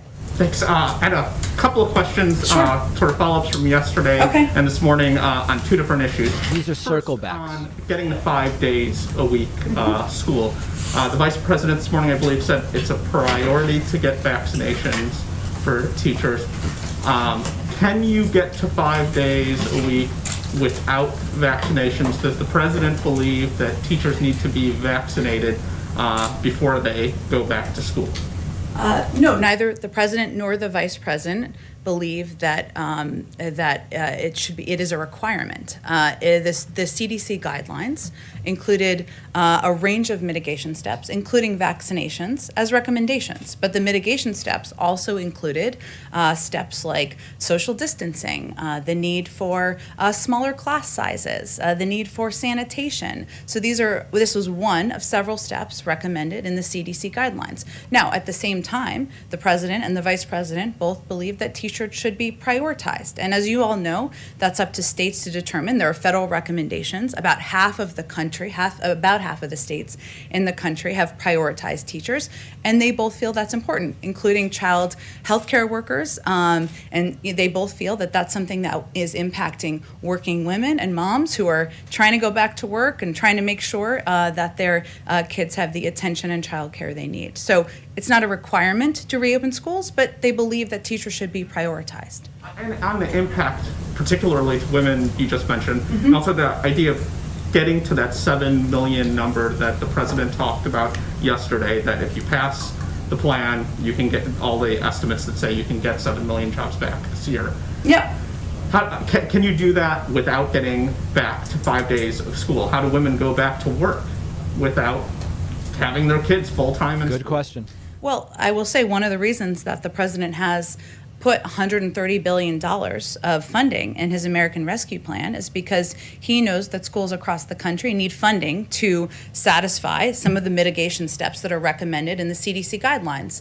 I talked with him about this morning, and his concern, as you have raised, that this is deeply impacting women. We're seeing that statistically with every week and every month of jobs numbers. We've seen it anecdotally, and his concern is about the impact, of course, on working women today, but also on how it will bring us back in the years ahead. Because if there are fewer women who are in the workplace, there are fewer women climbing the corporate ladder, there are fewer women who are getting law degrees, getting doctorates, and that has a long-term impact. So you're right that, or I should say, what I'm taking from your question is, can we get this done if we don't have funding, if we don't have the different components?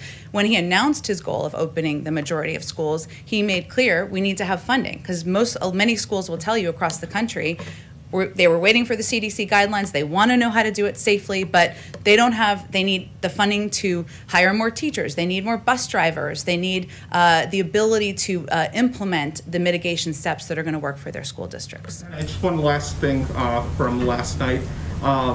President Biden said no one should go to jail for a drug offense. No, he said for having drugs or using drugs. Well, anyone who had the pleasure of journeying around the country with him before COVID and then I think he's not being accurate about what Biden said. It was happening remotely. He talked again and again on the campaign trail about eliminating mandatory minimums and making sure that people suffering from addiction aren't incarcerated for drug use alone, but instead are sent to treatment. That's reflected in the plan he put forward on the campaign, and that's his goal as president. And of course, we're 4 weeks in, so there's a lot more policy work to be done. But that is a commitment and a policy proposal or policy commitment he talked about on the campaign trail. Go ahead. Hi, thank you. Just a couple of follow-ups again from last night. Sure. The president mentioned that China will face repercussions for human rights abuses against Uyghurs and in Hong Kong and Taiwan, etc. What did he specifically mean by repercussions? I mean, is the White House considering sanctions? Or even under Trump, there was a lot of Chinese companies that were added to an economic blacklist. Is that likely to continue as you evaluate your options? How are you thinking in terms of repercussions?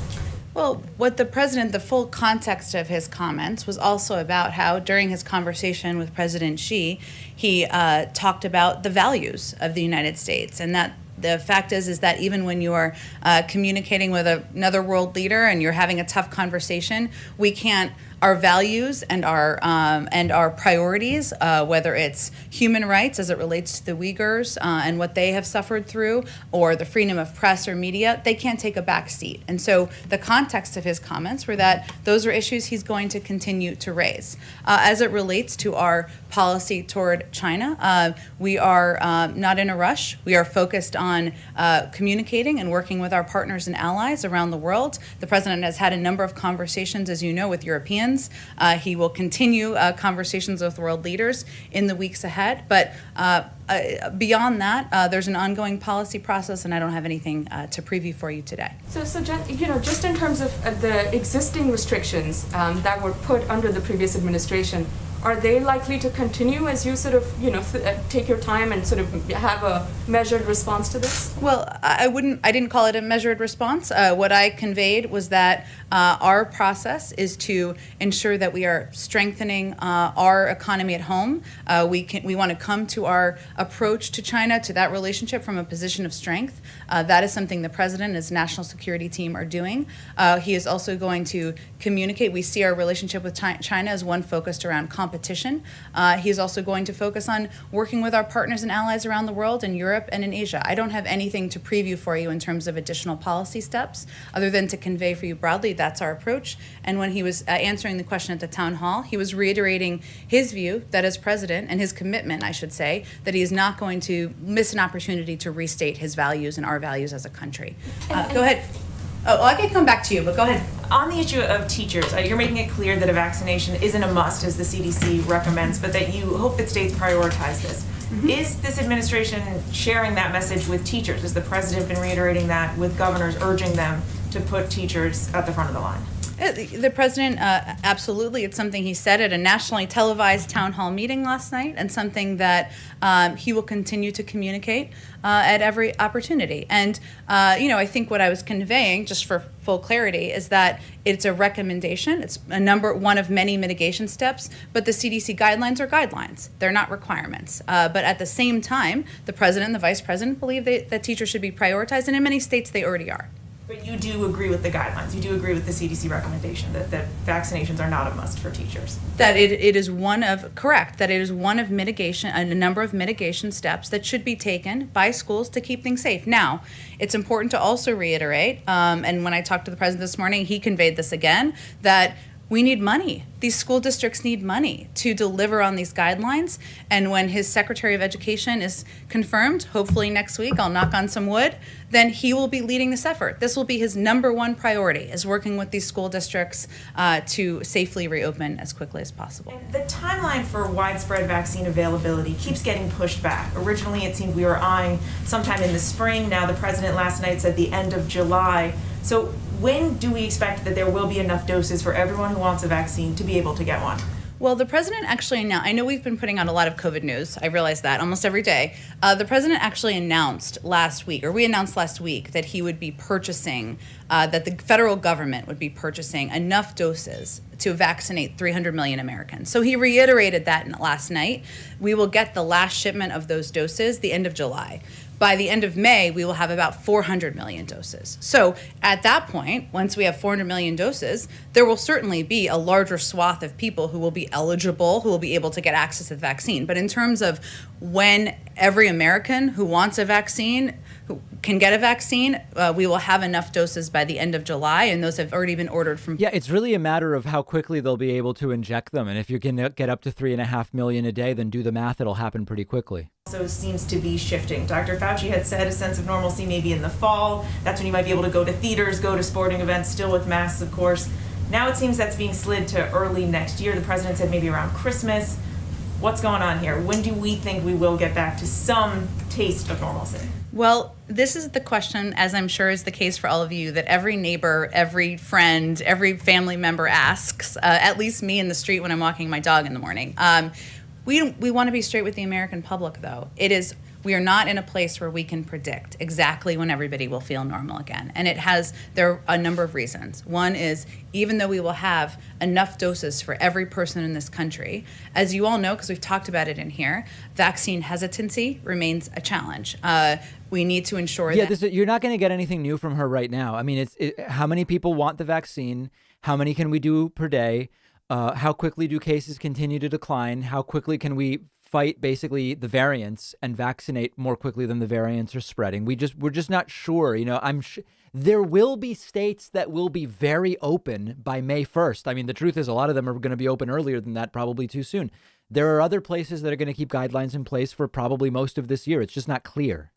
Are the goals as they're laid out right now for reopening entirely contingent on having the $130 billion, or are those goals to reopen a majority of schools by the end of 100 days based on not having that money, and that money will only serve to turbocharge things? Well, when the president announced his goal of reopening the majority of schools in 100 days, he conveyed that money was a pivotal part of that. And it is. And it is up to, of course, local school districts to determine which mitigation steps they will take. It is up to them to determine how they will use accessible funds. But that funding is needed by school districts across the country, and I think will be essential to our success. What I'm asking is the scale of what the CDC is recommending in terms of the changes some schools would have to make, whether it's through their HVAC systems or their spacing, or, as you noted, hiring bus drivers, teachers. Mm-hmm. That would take time. It takes time to get money out the door. How does that impact the first 100 days? It impacts it because it means there's an urgency to getting this money through and to ensuring that schools have the ability to plan ahead. Some of these schools, and obviously I'm not speaking to any particular district, but broadly speaking, they have funding that they can front load, right? But they need to know their security of funding that is ahead. And so this funding is essential to being able to provide the necessary resources to many schools across the country that want to implement these mitigation measures, take the steps, work with their local school districts and school boards to do it, but don't have the resources to effectively do it. And again, as soon as our education secretary is sworn in, this is going to be his #1 priority. Okay, just go ahead. Really quick one. Sure. The president mentioned, it didn't seem like he was endorsing it, just that he mentioned it, the idea of summer school. Is that something he would Doesn't like every to kid want summer school? It's the dream. Your kids probably want summer school. But is that something he would like to see? I know it's in the discussion, and I know it's up to school districts. And is that something he'd like to do if schools are able to reopen to have full semesters for summer school? Well, it is something that is an option. And, our Department of Education is also undergoing a study to determine the impact of COVID on kids and schools. And what is the impact of doing remote learning? What's the impact? Yeah, it would be good to mention ultimately that's up to the states. The federal government can't decide that. They'll be able to work with school districts on what's going to work best to address the challenges and needs that they're finding through that study. But this funding that is in the American Rescue Plan can be used for a range of purposes. And we've talked about a lot of them: bus drivers, hiring of temporary teachers, PPE or other equipment, but also can be used for tutoring or summer school in cases where that would be an appropriate step. And it's really going to be up to the school districts to determine that.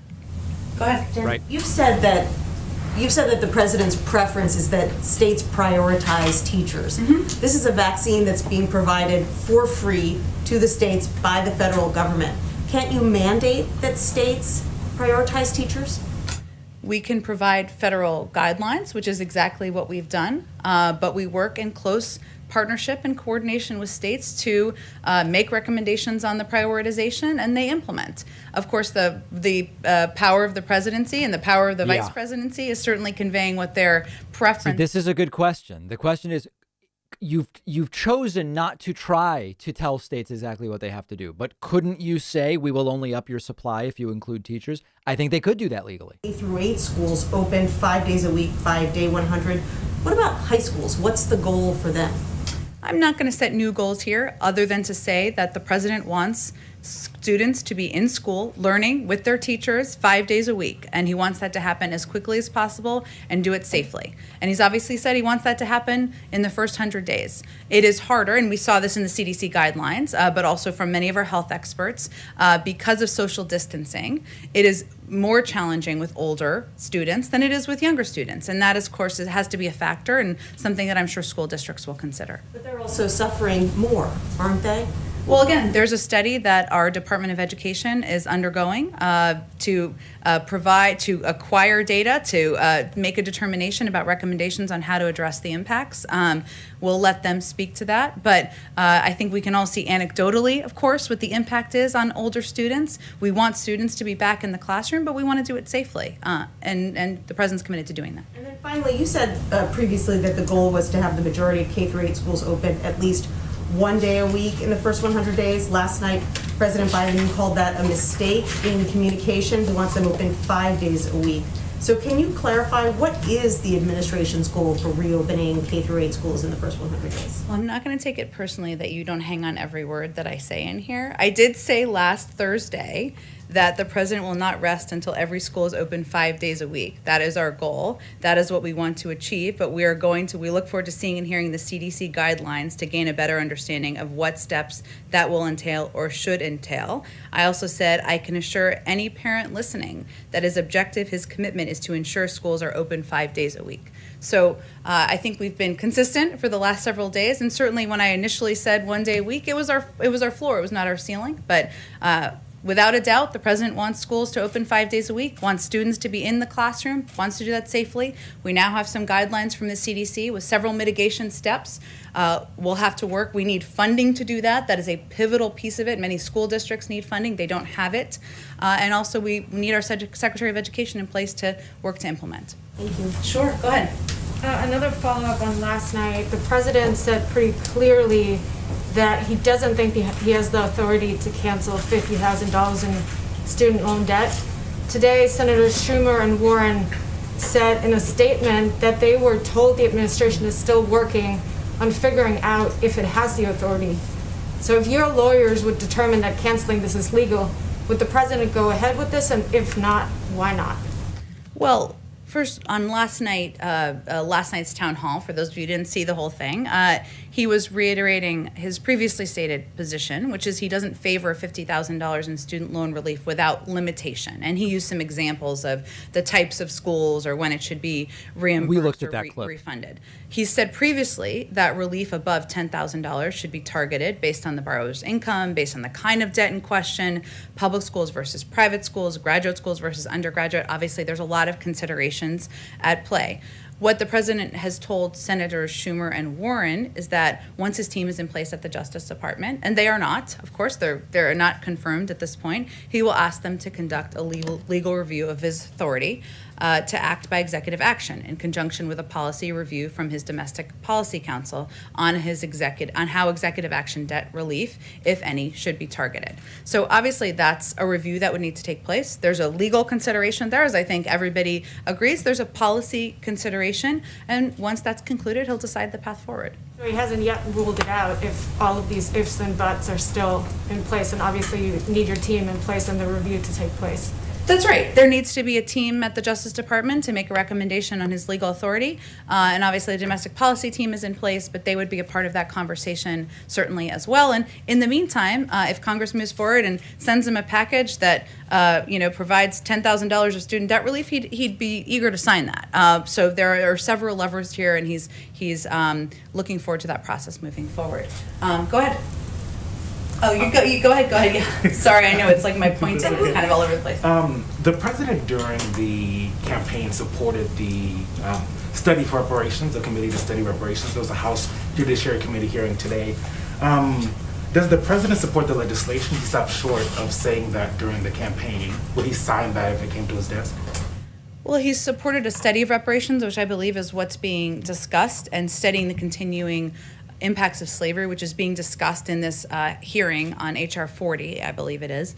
And he continues to demonstrate his commitment to take comprehensive action to address the systemic racism that persists today. Obviously, that is having that study is a part of that, but he has signed an executive order on his first day, which would begin to deliver on his commitment to having an across government approach to addressing racial inequality and making sure equity is a part of his entire policy agenda. But he certainly would support a study of reparations. We understands that we don't. So this is the absence of a yes that Biden supports reparations, which is not news. We knew that. In the meantime. Would he support the bill? Because you're talking about the study, but if the bill came to there you go. Would he sign it? Well, it's working its way through Congress. He'd certainly support a study, but we'll see what happens through the legislative process. There you go. Question on that. The president has signed quite a few executive actions. Why not on this issue create a commission and by executive order? He actually signed a number of actions on racial equity on his first day or his first couple of days in office because he felt it was essential to send the message to the American people and the world that having an across-government approach, ensuring that equity is a central part of his policy agenda, was not just a singular issue, but something that would be a part of every policy issue he approaches, whether it's healthcare, whether it's economic inequality, a range of issues. That's his approach and how he's trying to address the root causes of racism in our country today. But he doesn't support a reparations executive order. He won't sign them. Again, it would be up to him. It's he has executive order authority. He would certainly support a study, and we'll see where Congress moves on that issue. Go ahead. Just again, you're getting a lot of follow-ups from last night, and one more. The president spoke. I welcome it. Go ahead. The president spoke about minimum wage last night and reiterated his support for $15 an hour. And at the same time, he also tried to explain sort of a gradual rollout, and he spoke about 12-13. We appreciate the clarification your office put out this morning about what that would look like.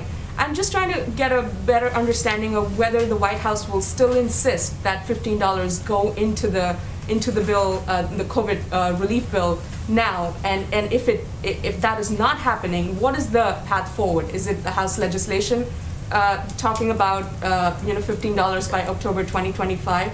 Is that what the White House will support if this doesn't happen? What is it looking like?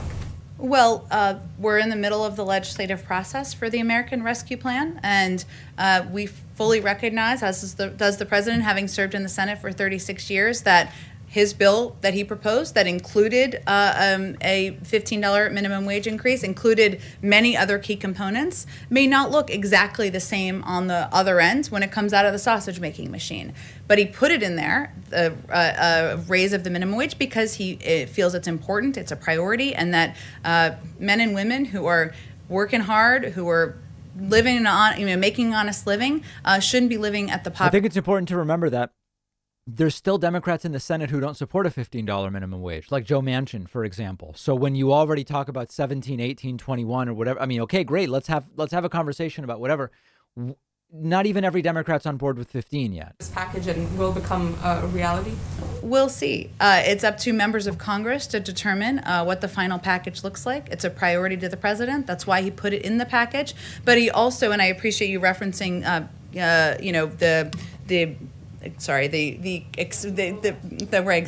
just stumbled over 100 words. I appreciate you referencing that when he was asked this question last night, it was by a small business owner who was concerned that immediately he would, or this is what the president's takeaway was, that immediately he would be in a place where he had to pay his workers $15 an hour next month or soon, and the president was explaining to him that this would be a progressive increase, right? And that's something that Senator Sanders supports as well. So he was explaining it would go to 12, then it would go to 13. It would be over a series of time, over a couple of years. So that was how he was explaining it. But again, the process is ongoing. We look forward to it moving forward rapidly, and we'll see what comes out on the other side. So he definitely supports even a gradual rollout as an option on the table. Oh, absolutely, he supports a gradual increase, that it wouldn't be an immediate, and as does Senator Sanders, and as do many advocates for increasing the minimum wage. Absolutely. Go ahead. I wanted to ask one point of clarification on the summer school question. Okay. Are you saying that there would be an additional funding stream for schools that wanted to go in that direction, or would be part of the larger COVID package? It's part of the larger, it's an option in the school funding that's in the COVID package.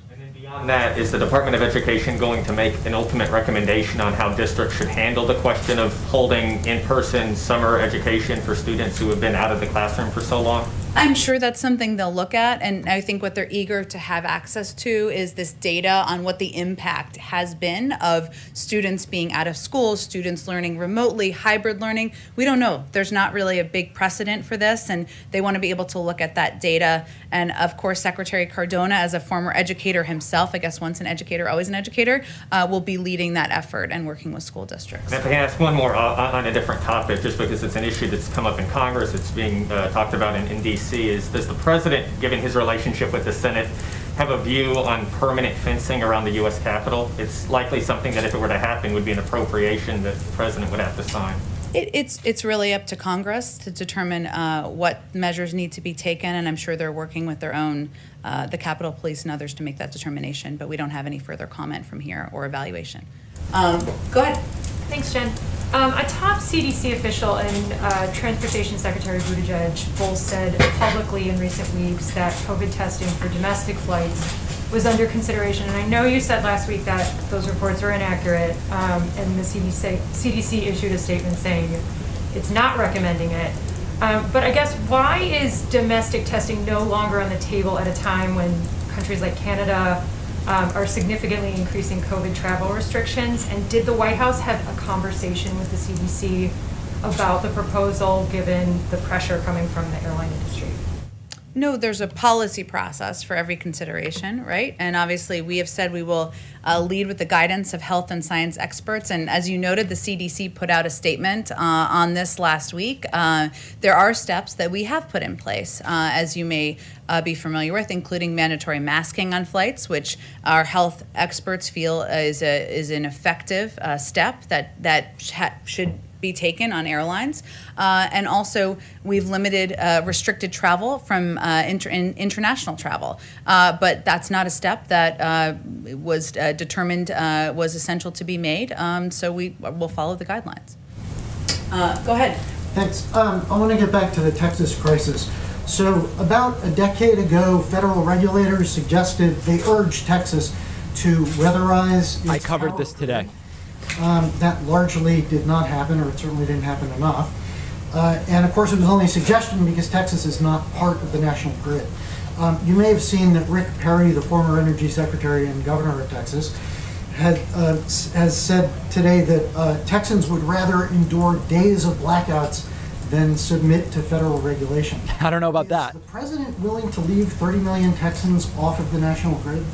There's a lot packed into that question. It's not up to the president, I will sadly. do my best to answer it. Let me first say that building resilient and sustainable infrastructure that can withstand extreme weather and a changing climate will play an integral role in creating millions of good-paying union jobs, creating a clean energy economy, and meeting the president's goal of reaching a net zero emissions future by 2050, and also will be beneficial in future storms. I will say that there has been some inaccurate accusations out there. I'm not sure if former Secretary Perry made these, but that it was that suggested that renewables caused failures in Texas's power grid, and actually numerous reports have actually shown the contrary, that it was failures in coal and natural gas that contributed to the state's power shortages. And officials at the Electric Reliability Council of Texas, which operates the state's power grid, have gone so far as to say that failures in wind and solar were the least significant factors in the blackouts. I know that wasn't exactly your question, but I just wanted to convey the most relevant answer. There's been a lot of confusion about it. Beyond that, about the power grid, I would certainly send you to the Department of Energy for any further comment on that particular line of questioning. Also on the crisis, a lot of Texans are concerned that their homeowner's insurance is not going to cover, for instance, pipes that burst. Some policies might cover that, some might not. Will FEMA make people whole for that kind of damage? I would certainly send you to FEMA. They obviously, as I noted at the top, answer are that very definitively. involved in providing generators, water, essential steps. But in any crisis and the recovery of it, there are typically many agencies involved. FEMA's a coordinating body, as you all know, but just for others. But I would send you to them for any other update on that. All right. Quick question from this morning. The president received ashes for Ash Wednesday. What, if anything, is he giving up for Lent? What a good question. I should have asked him that question today. Not super relevant. I will have to follow up with you on that particular question. I don't know. Sometimes people don't give something up. Sometimes they do something good. He's giving up brisket, either guys. Option, but I will see if I can get more information. I'm sorry, I have a question from outside the room, if I may. Sure, Quick go ahead. question. There's a move apparently to rename the Las Vegas airport for Harry Reid. Any idea if the president would suggest? McCarran Airport. I have not spoken with him about that. I know obviously he has a great deal of respect for Senator Reid. They worked together for many years. He was an incredibly important partner during the Obama-Biden administration to the then vice president. But in terms of the renaming of airports, I believe that's Congress to determine that. But I will see if the president has any further comment on it. He is, of course, a big Harry Reid fan. Go ahead. My God. Thanks, Jen. I have a couple different questions. First of all, is the president going to release a statement or say something about Rush Limbaugh? I know, obviously, the news just came out in about the last hour before I had come out. I can say I'm not sure if we'll release a statement from the president. He has spoken to, in the past, to Rush Limbaugh's sickness and illness at the time, and certainly, his condolences go out to the family and the friends of Rush Limbaugh, who have, of course, lost him today. But I don't know that I anticipate a statement from the president, but I can certainly pass on his condolences and expression of support for the family. Thanks. And on a different topic, is the administration going to get involved in the case of Princess Latifah, the daughter of the Dubai ruler who has released videos claiming to be held hostage? That's Princess, not Queen Latifah. On that particular question as well. Go ahead in the back. Thanks, Jen. I want to ask you about the meeting that's going to take place in a little bit with the labor leaders. Richard Trumka, head of the AFL-CIO, has said in the past that he believes the president learned a lesson with his Keystone decision, that if you're going to make a decision in which jobs are lost, you should have a specific simultaneous announcement in which there are jobs added. Trumka said, quote, "I wish he hadn't," speaking to the president, "done that on the first day because the Laborers International was right. The Laborers International has said that 1,000 jobs were lost." I'm wondering, is the president going to bring this issue up when he meets with the labor leaders? Did the president learn any lesson, as Richard Trumka suggested, and is he open to potentially looking at this decision once again from another angle?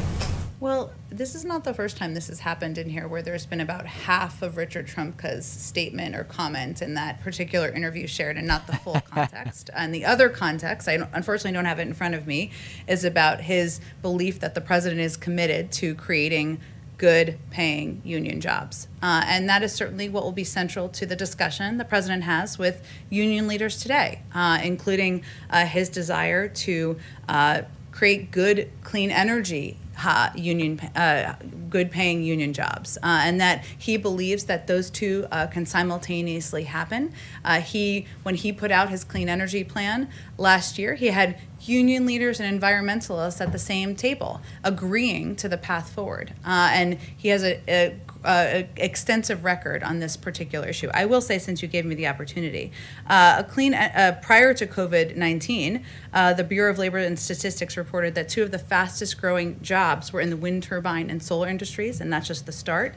The National Academies of Sciences reported last week that a transition to a net zero emissions economy could grow millions of jobs over the next decade. And our plan, the president's plan, which he'll talk about today, will make historic investments in infrastructure in the auto industry and transit in the power sector, creating millions of good union jobs, and in the process also addressing the climate crisis head on. I'm sure he'll talk about that with the union leaders today. Can I ask you about other future plans as well? Sure.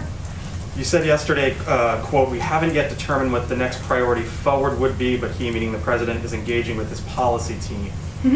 Earlier this month, when the president met in the Oval with House Democrats, he said, quote, "I can hardly wait to sit down with Peter DeFazio to work on infrastructure. This is the next big piece." So I'm wondering. He is excited about infrastructure, and I'm sure he will be talking about it today. It'll be infrastructure week big soon. Piece, or is the administration trying to figure out what the next big piece will be? Well, first I will say our focus right now, and the president's focus, is on the American Rescue Plan and moving that, doing everything he can to move that through Congress, to communicate with the American public. One of the things I think that she might want to adopt is to get away from saying what I would say about that is. It's sort of like when in writing, people are sometimes, they say, "I think."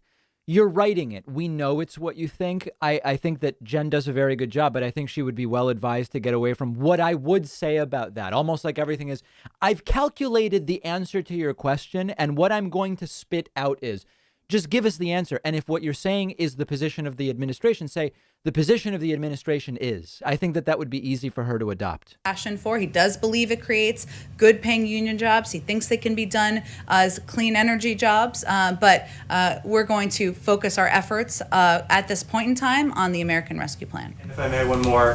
The vice president said, speaking of vaccines and distribution, COVID, et cetera, she said, quote, "In many ways, we are starting from scratch on something that's been raging for almost a year. However, Dr. Fauci has recently said, quote, we're not starting from scratch because there is activity going on in the distribution. And even today, your administration said that there was, I believe the number was 892,000 doses that were administered in the final week before the president took over. So is that the best message to say that this administration started from scratch when there were indeed doses going out the door, and folks like Dr. Fauci say that's not the case? Well, I don't think most governors or most of the American people would tell you that they think it was handled effectively and efficiently by the prior administration, given we are where we are. When the president came in and the vice president came in, there were not enough vaccines, there were not enough vaccinators, there were not enough vaccination locations. They've taken significant steps to address all of those issues. Yes, in the week prior to the president taking office, there were about 800 to 900,000, as you said, doses being given a day. The average was about 400 to 500,000 prior to that. Last week, the average was 1.7 million a day. So there are significant steps that have been taken. What they were conveying was that we did not have a comprehensive plan. There were not enough vaccines. There was not enough coordination with governors and local officials, and there were not enough places where people could get the vaccine. And now we're working to address that. And it was important for the vice president to convey that because the American people need to know what we're digging out of. And that was why she said it. Go ahead. Oh, let me go to the back because he hasn't had a question. Yeah, and I'll come to you. Question on Tokyo Summer Olympic Games. So President say any decision must be based on science. But I'd like to know how soon he expects to see a final decision of if there will be any Tokyo Olympic Games as scheduled. As of now, Is he confident there will be a safe Olympic Games in Tokyo? I just don't have an update. I understand the question. Lots of focus and interest on the Olympics, but I don't have any update from here. He will participate in the G7 meeting this coming Friday. I understand he will focus on pandemic, economic, and China. But should we expect there to be more discussions such as Tokyo Summer Olympic Games? People We'll see. just I'm love sure the there'll be Olympics. a range of issues that are raised by the members of the G7, and it's an important opportunity to have a conversation. And obviously, he'll be delivering remarks. I think we'll be previewing his remarks, which will give him a little bit more time to work on since he was traveling yesterday. Later, probably tomorrow night in advance of Friday, and there'll be more of an overview of what you should expect him to talk about. Go ahead. Yes, I just had a point of clarification on student loans. As I understood it last night at the town hall, President Biden said he was prepared to write off $10,000 in loans, but not $50,000 because he doesn't think he has the authority. And you said that that legal review still has to take place, but is the door, for the president himself, is the door to $50,000 essentially closed at this point? The president has previously stated that he does not favor $50,000 in student loan relief without limitation. And some of what he talked about last night, much more extensively than what I'm about to say, but is that, there are a lot of factors. Public schools versus private schools, graduate schools versus undergraduate schools.